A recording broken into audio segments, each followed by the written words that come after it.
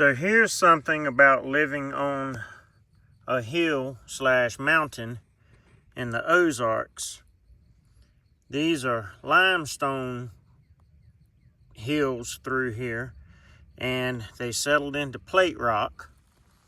I won't get into any of the aspects of that, but you can see how it's layered right down through here. But that's not what actually caught my attention and interest. I don't know if you can tell, but there's a little bit of water running right there.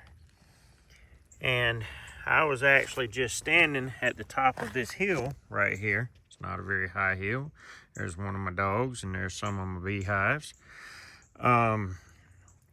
But as I was standing at the top of this hill, the light catches it just right. And I don't know if it'll show up in this video the same way or not. Yep, there it is right there. Right beside that little yellow flower. Let me see if I can, right there. Now it's out of focus. It's trying to, so just look at that flower and I'll get closer to it. But this is technically what you would call the head of the stream. But what this really is it's just a little trickle. But we've had a fair bit of rain, or a lot, here over the past while. So the ground is really good and saturated. And by the past while, I mean like for the past month or so. Probably more than that, actually. So the ground is really, really good and saturated. So now what happens at this point, with the ground being nearly 100% saturated, as much as it can hold, it releases the water very, very easily. And this is where it is collecting under the plate rock. And there are lots and lots of cracks in it. I'm sure you can find a better, more detailed video than what I'm making right here. But like, if you look at this right here, you see how you've got all these little cracks. And yeah, I realize that this is close to the edge, but as you get further up in it, the cracks are going to be further apart because it's going to be more stable up in there. But what happens is the water runs down through the dirt, between the rocks, between the cracks, until it finds the path of least resistance. And this is what you get.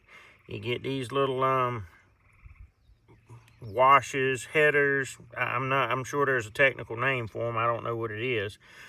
But just an interesting aspect of living up here in the Ozarks. And it also is very important that you pay attention to the geology, your soil type and whatnot in this area for planting also, because even though you might have the right soil type, you may not have the right water conditions.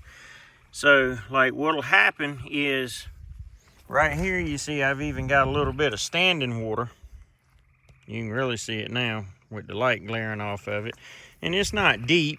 And you can see right back there in this area right at the tip of my finger there, it's refocused, and that area right there, it holds water, not marshy like, but the ground stays fairly damp.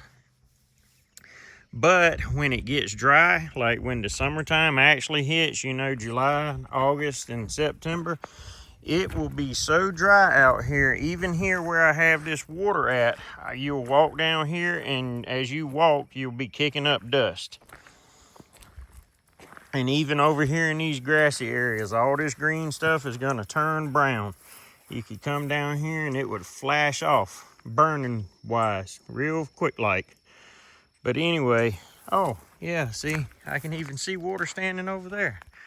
That water over there is probably 6 or 8 inches deep. So anyway, the main point was just that little water head right up there. I hope you find this enjoyable, not really educational or anything. While we're here, we will look at some other stuff. Look at here, I've got some volunteer sunflowers coming up. Well, I guess you would call them volunteer. I planted some sunflowers last year and they seeded out. And since then, I have pushed a bunch of dirt up in a pile and moved a bunch of it. There's one standing over there. You can't quite see it. But anyway, y'all have a good evening, a good weekend. Enjoy your Shabbat. Until the next time, Yahweh bless.